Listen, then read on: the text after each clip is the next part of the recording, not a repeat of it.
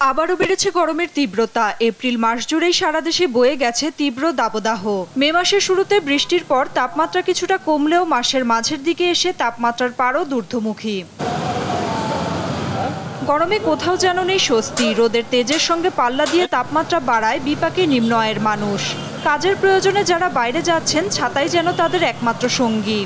গরম তো এখন প্রচুর গরম, এখন বের হয়েছি ঘর থেকে প্রয়োজনের খাতিরে।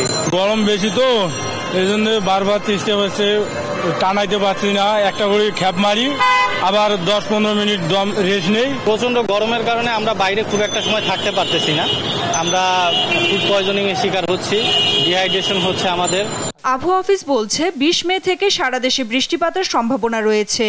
সেই সঙ্গে কালবৈশাখী ঝড় ও দমকা হাওয়া সহ বৃষ্টি হতে পারে।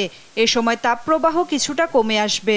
আমরা আশা করছি যে 19 তারিখে বৃষ্টিপাতের এলাকা আরও কিছুটা বেড়ে যেতে পারে। সেই ক্ষেত্রে সিলেট, চট্টগ্রাম বিভাগ, সেই সাথে বরিশাল বিভাগের কিছু কিছু জায়গাতে বৃষ্টি হতে পারে। আর 20 তারিখ থেকে আমরা আশা করছি যে বৃষ্টিপাত সারা দেশেই বিস্তার লাভ করতে পারে। তাপপ্রবাহের যে বর্তমান অবস্থা, এই অবস্থা স্থানভেদে 24 থেকে 48 ঘন্টা পর্যন্ত এটি বর্তমান অবস্থা অব্যাহত থাকতে পারে। তবে মে মাসের শেষ সপ্তাহে তাপপ্রবাহ আবারও বাড়তে পারে বলে জানান আবহাওয়াবিদ। নাফিয়া ফারজানা, দেশ টিভি, ঢাকা।